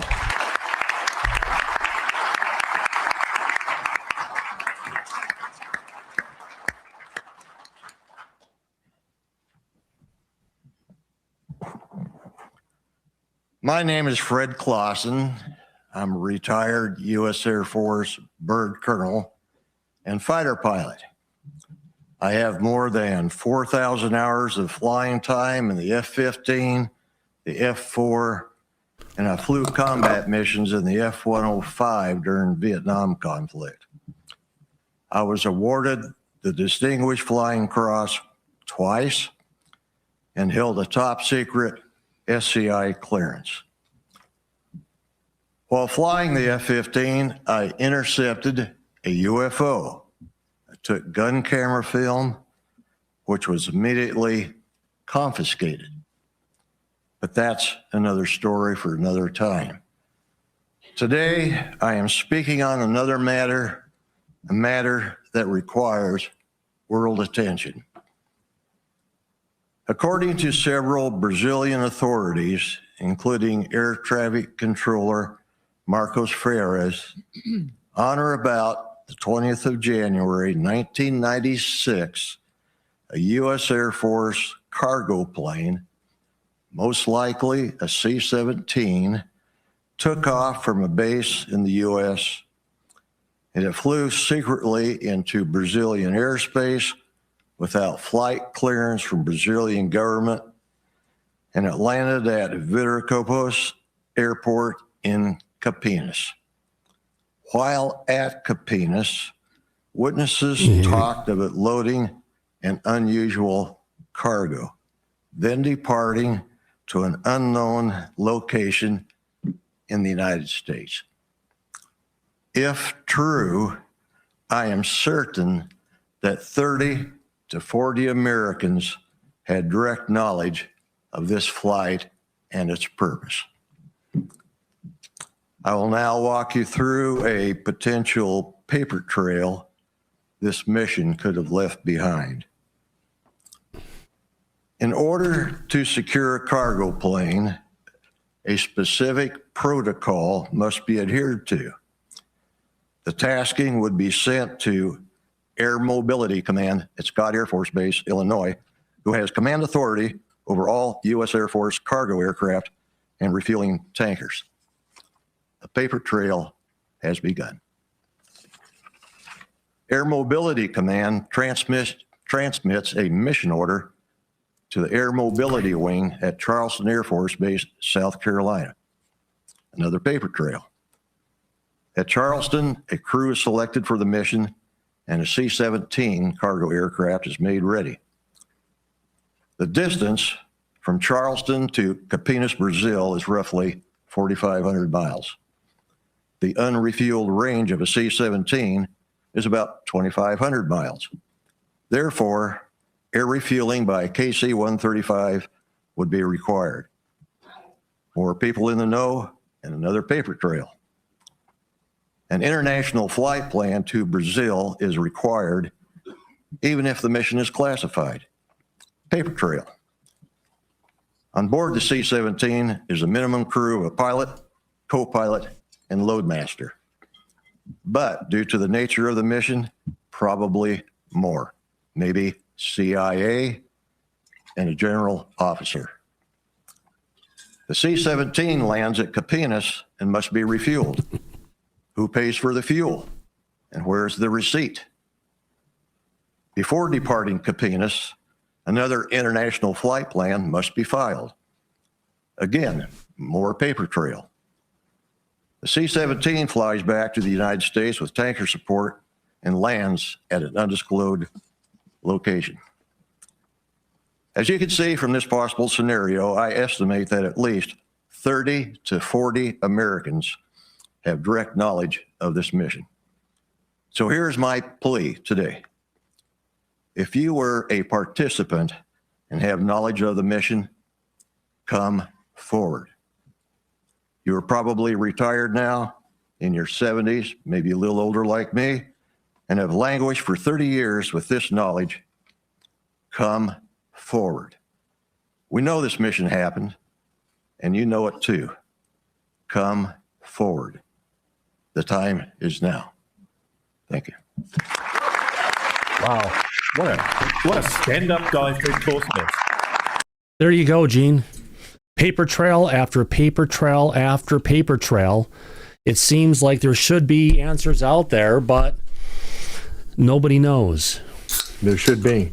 And if you remember the film A Few Good Men with Tom Cruise and Jack Nicholson, and that was a pivotal in the courtroom because they were talking about how was it that Colonel Jessup was able to make an entire flight disappear, and Tom Cruise sort of played a bluff by bringing in two airmen that he said worked the ground crew on the night that the plane that supposedly didn't exist landed, and they were, were going to testify that they were on the ground crew when that plane landed, and that threw off Jessup. So even in that case where we have concerns that documentation can be hidden, manipulated, classified, anything like that, there are still people on the ground who have touched it and who have been there, who knew it was something out of the ordinary. I think back again, even my own career. One of the other areas that he didn't address was that plane was going to a non-Air Force base. It would have had an Air Force cop on board, and I used to fly those exact kind of missions. That 11 p.m. call that said, "Bring your go bag. You're going to be gone for 7 days. Can't tell you where you're going or what you're doing until you get here. Report at such and such a time." And that was it, and off we went. There is an ex-Air Force cop out there or two who were on that plane. We've just got to find them. And if you're out there, you can contact me. Contact Jeff Nicchitelli. He's a Air Force cop himself. Yeah. And the Air Force, for some reason, is so hostile. We're talking about amnesty, and I just keep thinking about what they do with medical records to people in Area 51. How they kind of, you always thought about the U.S. military having kind of people's backs. We don't leave anybody behind. But the Air Force, when it comes to people speaking out about this, they're I don't know, man. They're like not good at all. They're, they're for special investigation, and you hear all those stories, which are kind of fucked up, and you wonder why do that? Because some, experienced like Mario Woods and others that didn't choose this. Why that behavior? So if there's, I'll leave it there. Yeah. Great points, Christian. Brian, you have your hand up? Yeah, Gene or anybody, am I correct to suspect that even if you had a pilot come forward that said, yes, I took a flight, from here to Campinas, wherever the original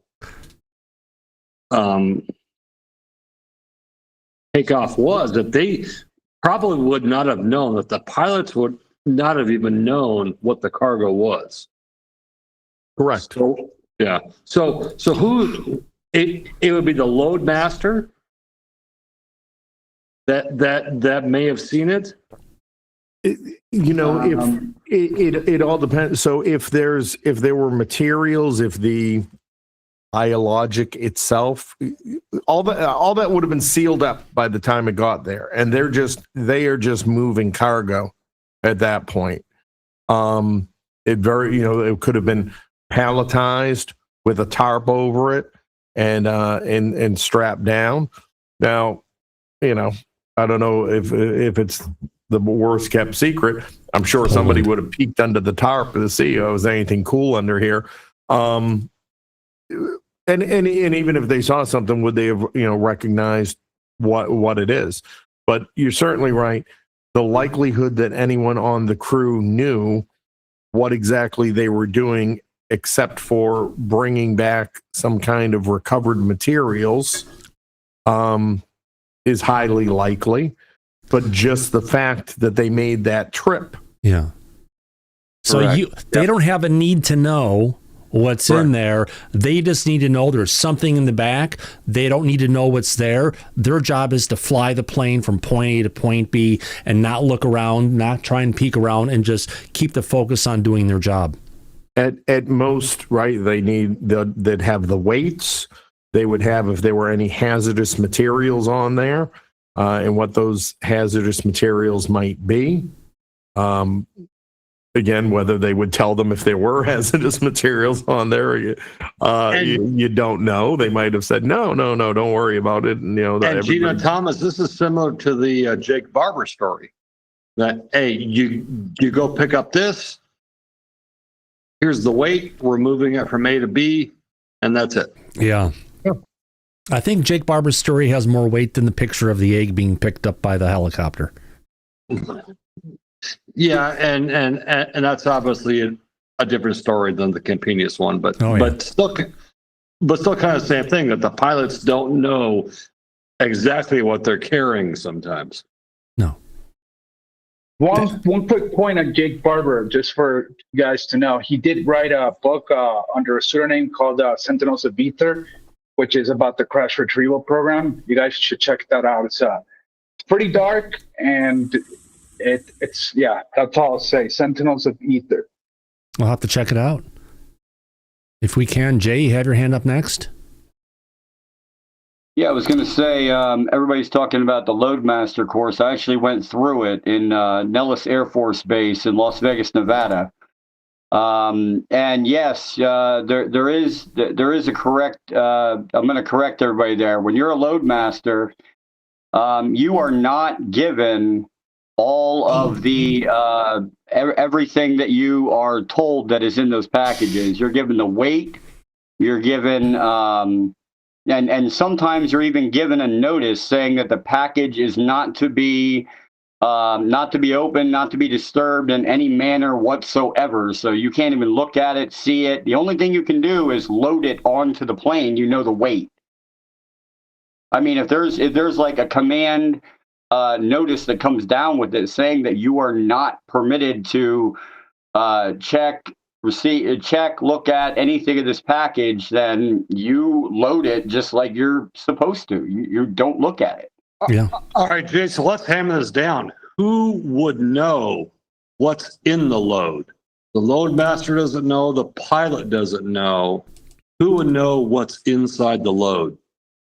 The only person on that plane that I would think that would know would be the chief warrant officer in charge of that flight. Now, there's many warrant officers that are on the flight, but there's only like one or two that are actually flying. One's a co-pilot, one's a pilot, one is checking the load down. You know, there could be a couple on there at a time. We don't have AJ. We don't have chief warrant officers flying in the Air Force.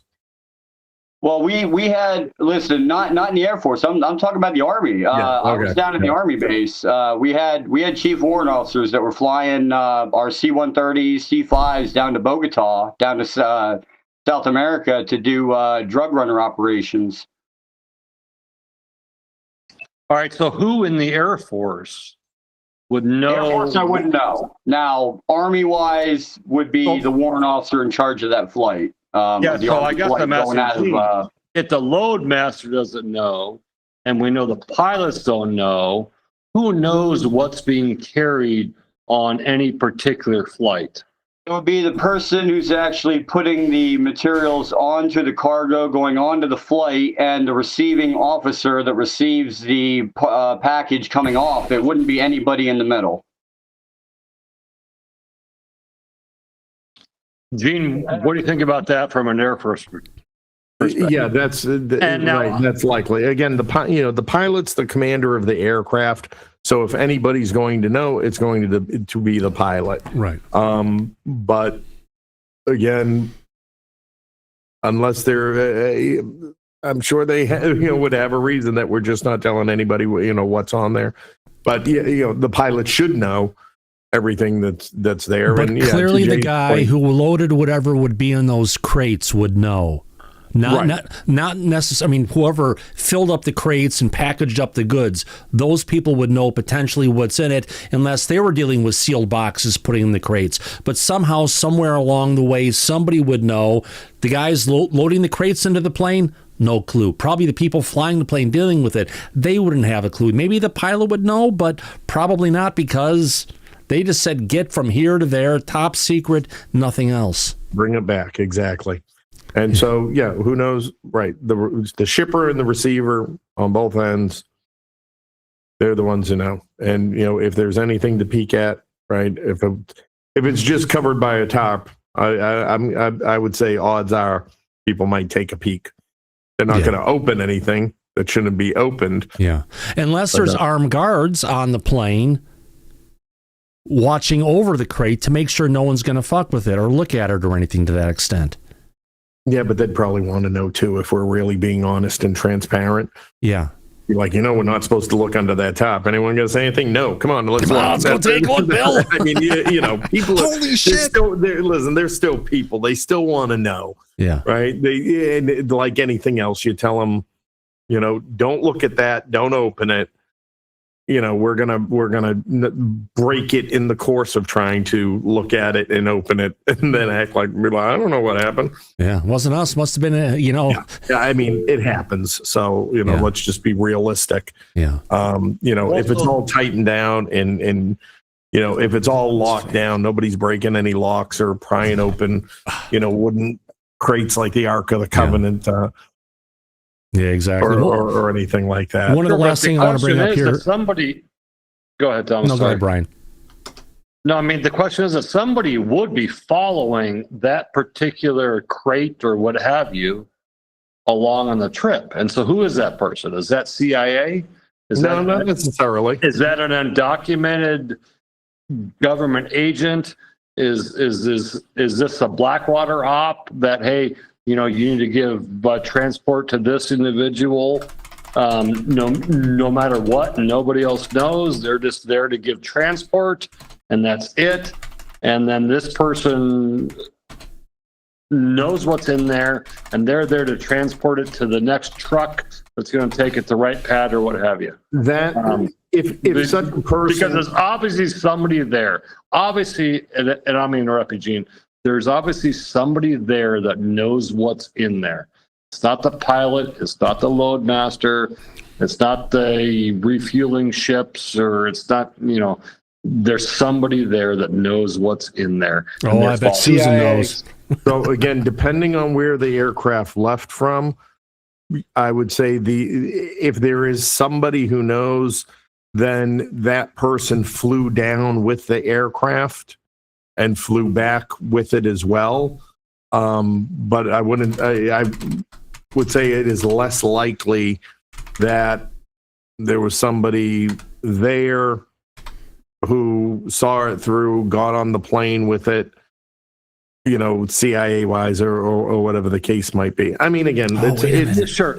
Bottom line, we don't know. It's all speculation. There's many different scenarios that can go through, and just as much the scenario that they just put it on there and shipped it and said, it's top secret, everything's locked down, and the pilots flew down, they picked it up, they dropped it off, they went home that night. And you're not going to get the point of it, the bigger point of the whole thing is that there's a lot of people who know a flight existed that went from point A to point B, and maybe they recall how many pieces were transported, how large or small were the pieces that were transported, and that is more of the material.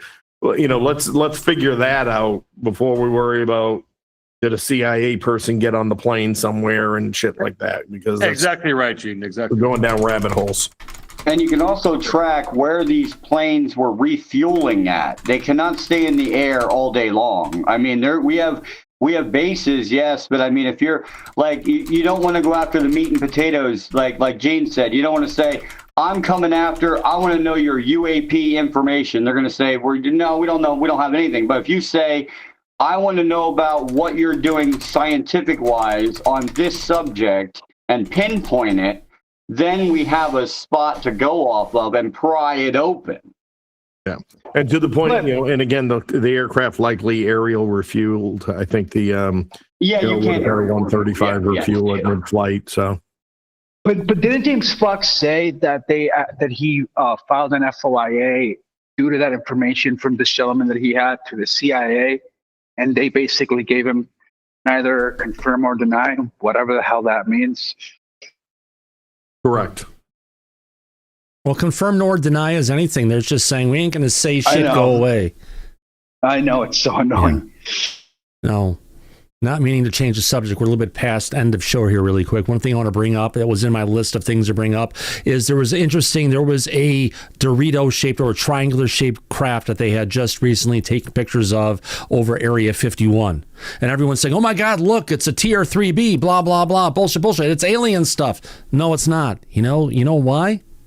For the main reason that if you look at it, yes, it's a triangular shape, but what do we have going behind it here? And from different times in Wichita in 2014 and Amarillo, we have contrails.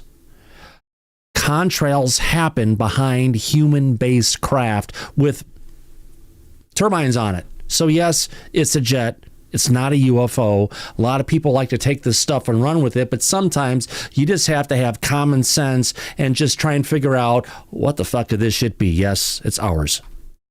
But Doritos would be good right now. Typical propulsion, like you can obviously tell. It is interesting how our classified craft they'll start looking a little bit more like UFOs as time goes by. But yeah, that's obviously normal. Yeah. Absolutely. I'd love to bring you the video about midgets going after giant women.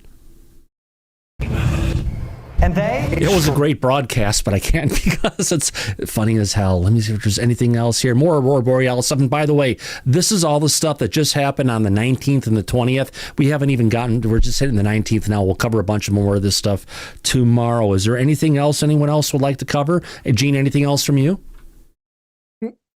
No, nothing.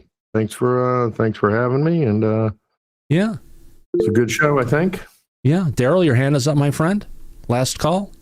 I just wanted to say when I saw what's it called, Mystery Wire tonight. He's talking about the Soviet UFO stuff. Yeah. In this current Mystery Wire. Anyway, all I could think of was Gene. I just same want to here. throw that up there. Yeah, there's a whole I think this is second or third video that they're going out with, and listen, that's good. I'm glad after 40 years the information's finally getting out. Whatever it is that he has, again, it's a slow drip, so we'll see. In the meantime, we have connected with at least one of the same sources that he used in Russia, who is letting us know quite a few good things. Well played. Nice parlay. Well, when you know what, when you have a Russian speaker in the house, then those conversations tend to flow very easily. Yes, absolutely. Lucky you. And just for the record, you have no allegiance or alignment with the Russian government.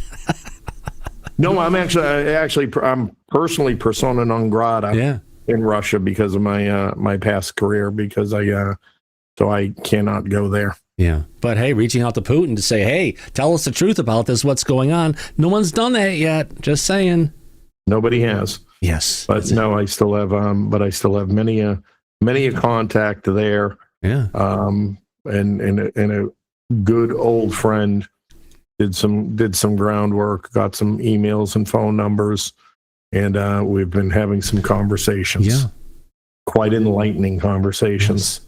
Absolutely. Can't wait to hear about that after the show, if not on our next broadcast. Gene, it's wonderful having you. Everyone in the back, thank you for being around. I want to thank everyone in the audience for being here for this episode. And not thanks to the trolls, but yeah, we've got you, my friends. We're expecting you. But on that note, we want to go ahead and say, as we usually say at the end of every broadcast, a disclosure tonight.